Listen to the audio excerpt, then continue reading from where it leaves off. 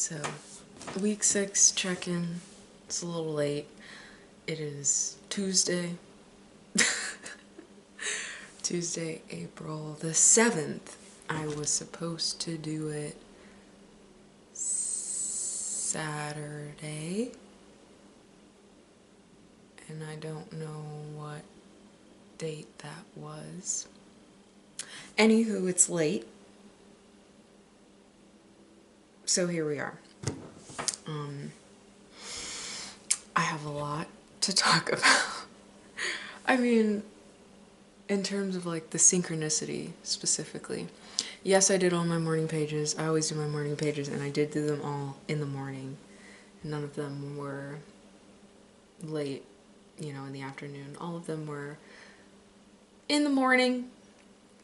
I had started just following my instinct to meditate in the morning like I usually do, and then do my morning pages, and I found that that has worked out a lot better for me. It gets me in the right headspace and allows me to transition, you know, to like being awake, rather than getting up and instantly doing something. Anyways, I am eating breakfast. This is going to be a multitask. So I hope there's not too many mouth sounds. Anywho, I'm trying to remember the questions because the book is upstairs. I did all my morning pages. Oh, my artist date. So, I had an idea for my artist date at first that I was going to learn how to like whack, like the dance where they do all those flowy movements with their hands. I don't know, I've been feeling more like called to dance, or like the want to dance more.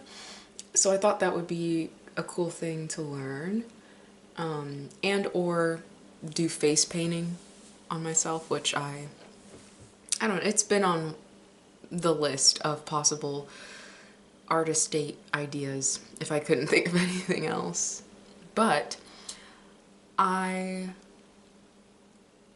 then got a different idea from the prompts of the tasks that were in chapter 6, where she says to find like 5 cool flowers or rocks or whatever, and like press them.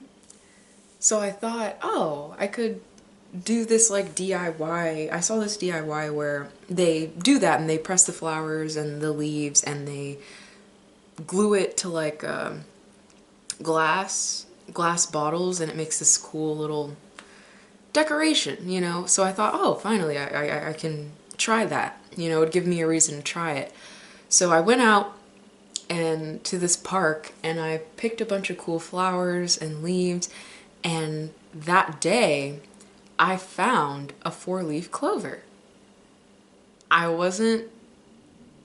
It's like I was sort of just like passively looking at this patch of clover, like, oh, you know, let's see. And I found one. And at first I didn't even really think it like that it was a clover. Like I couldn't believe that I had just found one, if that makes sense. So then I come home. Unfortunately, I'm not adept to pressing the flowers and stuff, so I didn't know that you sort of have to do it immediately or else they'll shrivel up. So I had left my flowers and my 4-leaf clover like out because I thought they needed to dry or whatever, but they shriveled up. But the next morning I went out in my backyard and I found a 5-leaf clover. Okay, I guess this is both a conjunction of my artist date and the synchronicity question. The synchronicity that I've been experiencing. But, so I go out the next morning, literally the next day, the next morning, I go into my backyard, and again, I'm just passively looking. I'm not like scavenging for a 4-leaf clover, let alone a 5-leaf clover, but that's what I found. And literally, I have my chair staged, you know, and I think I sort of tipped it over to just knock out any like dust or pollen that had accumulated, because it's that type of season. And it was just right there. It was just right there. And I again, when I saw it, I was like, no, I'm not seeing this right, or it's two, you know, two stems that are conjoined and it looks like a 5-leaf clover. But then I picked it up and I was like, no, this is a 5-leaf clover. So I learned from my mistake the day before, and I came inside immediately and pressed it down, and I sort of laminated it with just like packing tape. So it's preserved. It's in my journal upstairs. So yeah, I was like, oh my gosh, I found a 4-leaf clover and a 5-leaf clover, and they were days apart. And I did like look it up and Google just to make sure that I'm not like crazy, that these actually are clovers, and they are clovers. So that happened. And then, and this isn't even where it stopped, but I pretty much, I considered me pressing my 5 and 4-leaf clover, you know, into like a little laminated patch, my artist date, because I really wasn't, I don't know, I was just feeling tired. I didn't want anything too involved. My little child, she just wants to like do nothing sometimes. So yeah. Then, okay, on that note, right? I don't know which order I should say this in. Essentially, I don't know if I went a day. Yeah, maybe there was a day. Maybe. Yeah, I'll have to check, but maybe there was a gap in like a day. And then yesterday, right, I go out, again, not like scavenging for a 4-leaf clover, but I was like, oh, I seem to be finding them or whatever. And when I looked it up to verify that these were clovers that I was finding 4 and 5-leaf clovers, or that I found 4 and 5-leaf clovers. Yeah, I just thought it was, you know, cool, so it made me want to look for more, essentially. And I was in the backyard again, just, again, not like really intentionally looking. I was more passively, and I had this thought, if I find another one, I'll give it to this friend I have, you know? And literally not even like minutes later, I don't even think it was a minute later, it was just like, I just saw it right in front of me pretty much. And I'm like, no. And it was a 5-leaf clover. It wasn't even a 4-leaf clover. It was a 5-leaf clover. I found 2 5-leaf clovers within days of each other.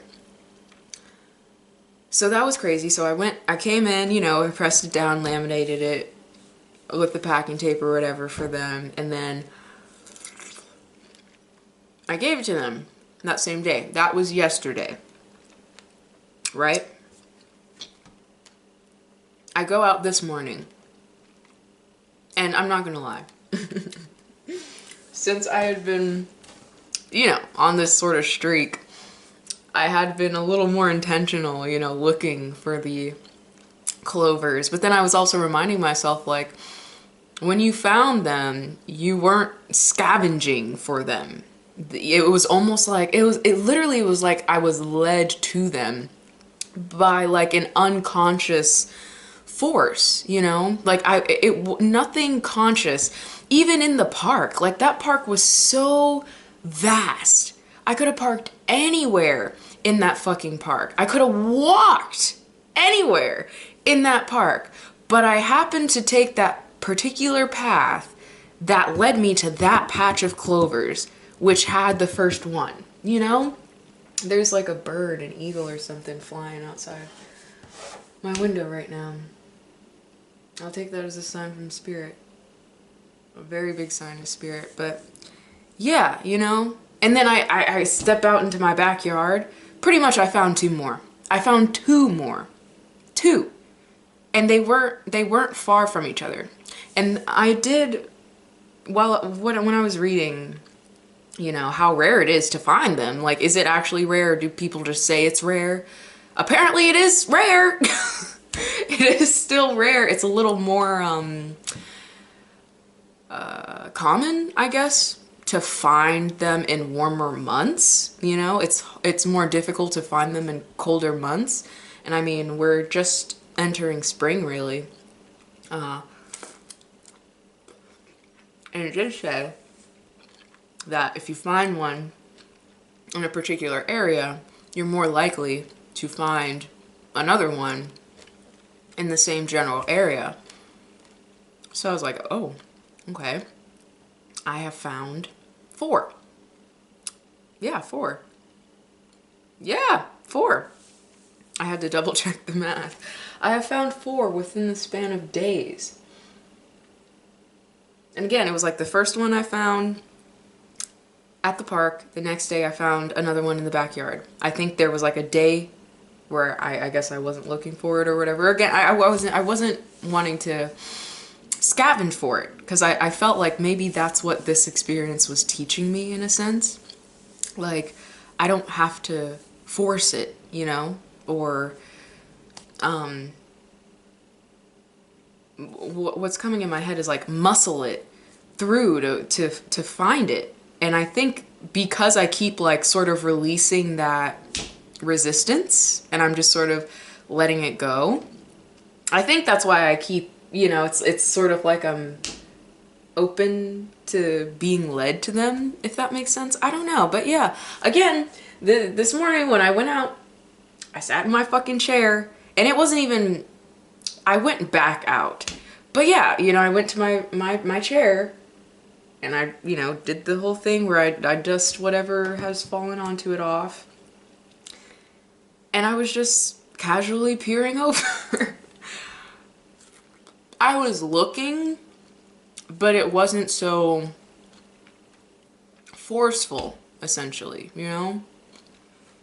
But all that to say, the synchronicity around luck has been insane. In terms of, I keep seeing the word luck or lucky, like, and it was crazy. And there was like a period of days in a particular day where I was just seeing 777, 777, 777. I saw 7777, 7777. Yeah, 7777. And I was like, you know, and again, it was just, I don't believe in coincidences like that. I know that, and again, even the, I have one here. This is the one that one of them that I found today. It's a 5-leaf. It's a 5-leaf. And again, I just ironed it and pressed it just so that it doesn't shrivel up. But this was one of the ones I found today. I was watching this show that I haven't seen for fucking ever. Invincible. Tell me why almost every episode included the word lucky. Sometimes even multiple times. And I'm like, dude, what the fuck is going on? And I mean, it's crazy in like a very cool way. Because it's, I do feel like my reality is reflecting back to me a frequency shift, you know, like the shift in, I mean, frequency shift. If you get it, you get it. If you don't, whatever, you know. I can see more and more how my reality is shifting around me and supporting me, and yeah, I feel like with that, it's important for me to prioritize what I feel like I'm here to do. And I do feel like I know what my focus is right now in terms of where I need to put my energy, what I want to create, essentially, you know. I want to actually create a collection of work of all these songs that I've had, you know, and do my best with what I know. I'm not gonna focus on making it perfect, and I'm pretty sure that was the topic for week 6 anyway. It was like how we trap ourselves in perfectionism. And again, she really only considers in the book the passage of doing it over and over again until it's perfect, you know, rewriting this one line until it's perfect. And I do have that. I do.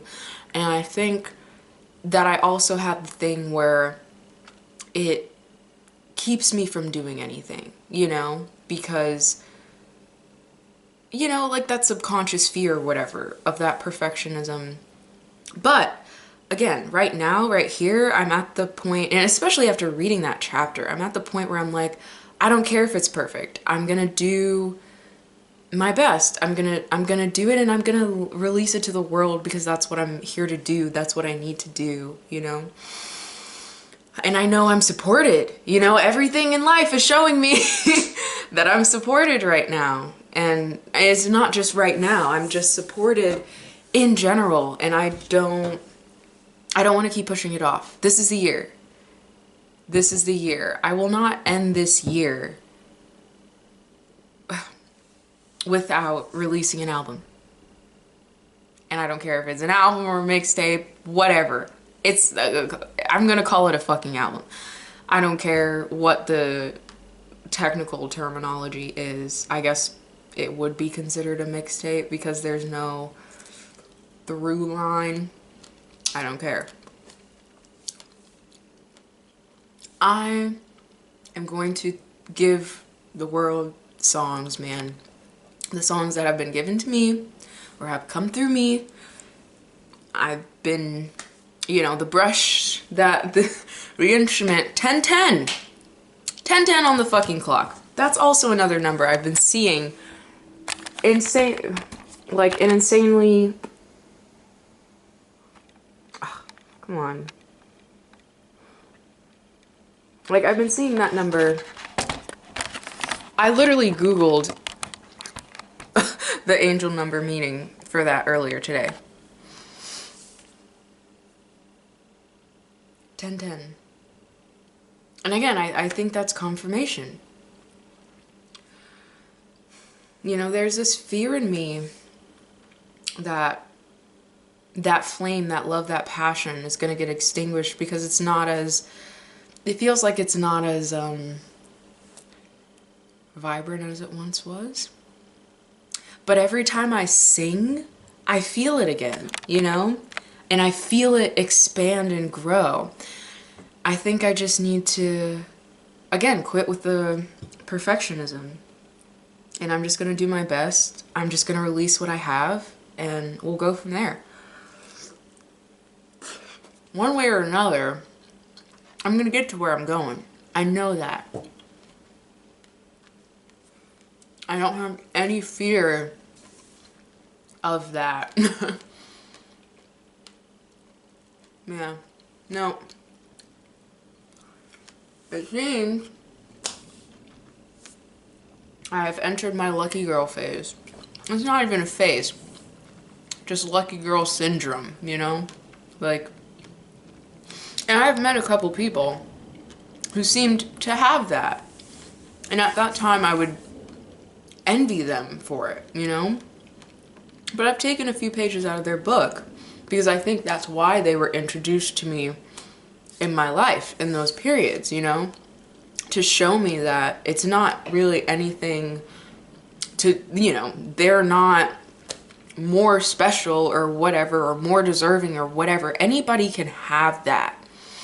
It's a frequency, you know? And yes, they may have had it easier because of the environments in which they grew up. It fostered them having that naturally high vibe and you know, frequency in terms of they know what they want. They're not apologetic about what they want. They're not going to compromise their boundaries for, you know, all of those things, you know, it all,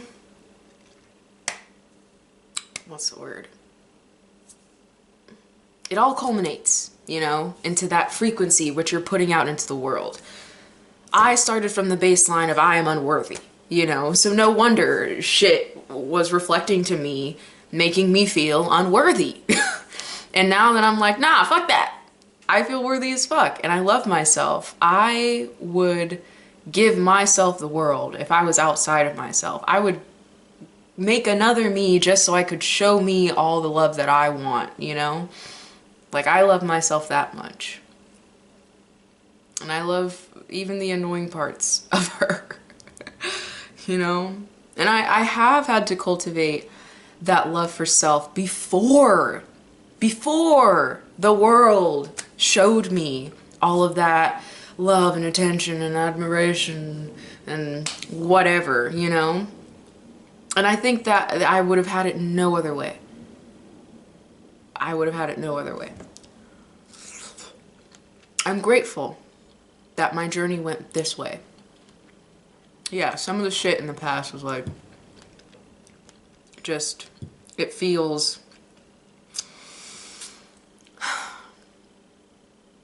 irrelevant is not the word. Nor is like redundant. But almost that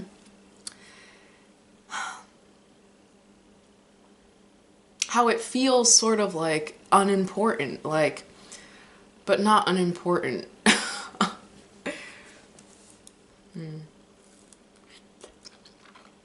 My camera battery's low.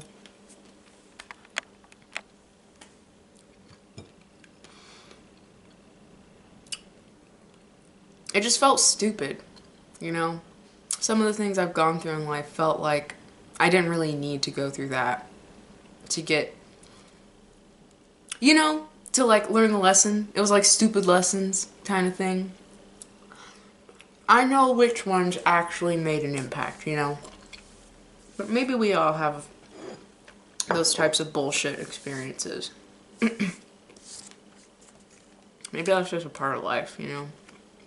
But I feel like I've learned everything I needed to know, you know? I've grown from every adverse experience. Even the ones that really weren't overtly negative, like, again, being face to face with this person who seems to have everything that I want, you know? And easily. And it seems to just keep coming at them. And again, it wasn't a thing of the universe, God, whatever you want to call it, saying, oh, look at them, you're not worthy. You're not doing something right. It's more like, no, look, like, everything that you see in this person, you can be as well. But you have to let yourself, you know? And I think, again, that's the important thing. A lot, like, some people are here to set by example, lead by example, you know? It gives people unconscious permission, like it gave me, of like, I can do that. I can be that. I can, you know, I can have boundaries. I can be whoever I want to be, you know? I can. If that, you know, causes me to lose some people, that's a risk I'm willing to take. Because if it's like they were never really here for the real me anyway. If they leave, you know, once I start being me, essentially. But that's me, and I know it's harder for other people. It's a lot more difficult for them to let go, but again, my experience, I would rather not. Like, why? I don't know. How can I call you a friend if you don't even really know me? You know? Anyways, yeah. So I feel good. I do feel good. I'm not sure if there's anything else that could, any other occurrences that directly pertain to my creative, that I find important to my creative recovery.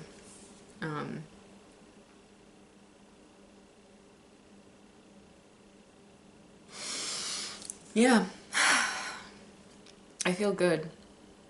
I feel like I'm listening to myself more.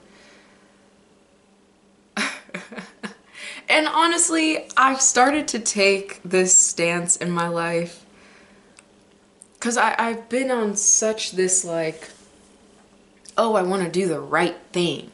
What's the right thing to do, at all times? And I would constantly be looking for reassurance from spirit to, oh my God, is this the right thing? Should I buy the bread or should I buy this bread? Which, like, and honestly, it would get like that. And it would lead to this chronic indecision for really small decisions, like what I want to eat, like it would just keep me in limbo, And then of course with bigger decisions, I'm trying to wreck my brain to figure out what's the right thing. And oh, it's a vulture.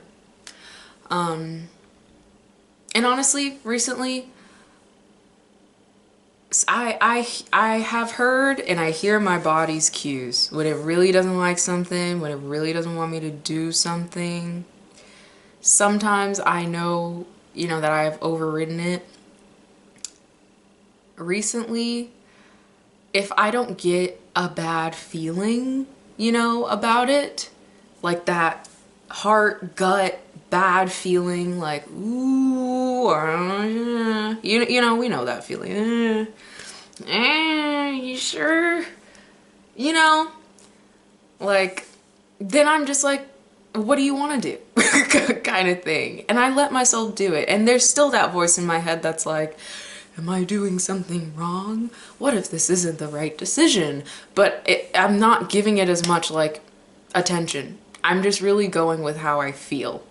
And if it feels, I'm trying to be smart about it as well and keep, be conscious.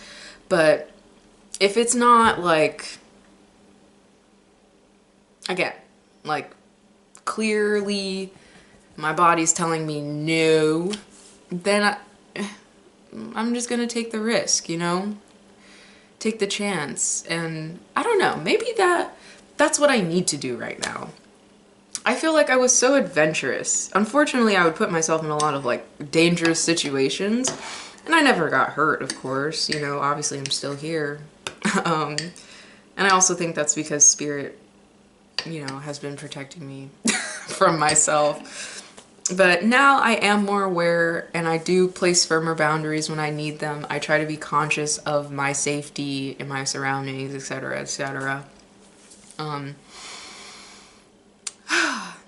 But I like adventure.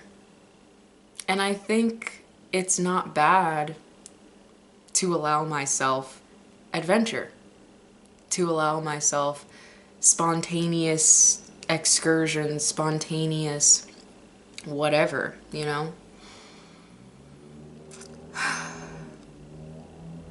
I do feel like my body was giving me like small subtle cues yesterday when I was deciding whether I should hang out with this friend I have or not. And if it was sort of telling me like, maybe not. Like, that's how it felt. Maybe not. But I was already set. I was like, I want to go. I want to hang out with my friend. I don't feel like, again, overtly like this no kind of vibe. So I'm like, okay, I'm gonna make an executive decision with my free will, and I'm gonna go. And and I had a good time. I enjoyed myself. And other things happened that I won't get into. But again, I woke up this morning and I didn't feel like I had to repent for my maybe not the right decisions, if that makes sense. And you know, I don't know. I think maybe I'm just coming more into myself. I really do feel like I'm just coming more into myself and I'm just being a fuller person. I'm not wanting to be perfect, you know? Like all light and all love and all, like I accept and I sort of like the shallower aspects of me, and I, you know, they can be there and I don't have to act on them. I don't have to listen to them. I can be conscious of them, you know, they don't run me, but yeah, you know, we can just sit and chill together. They can just be there and I can just acknowledge that they're there, you know, or whatever. And I think the thing in that shadow is part of that thing that likes the adventure. So I do try to keep it under wraps. I'm just rambling now. Yeah, so that was my week. That was my week. I think it was interesting. It was a very good week. And I'm very grateful to be alive. And I tell myself that often now. I'm very grateful to be alive. To have my life. Yeah. So, week 6 check-in complete. We'll talk next week. Bye.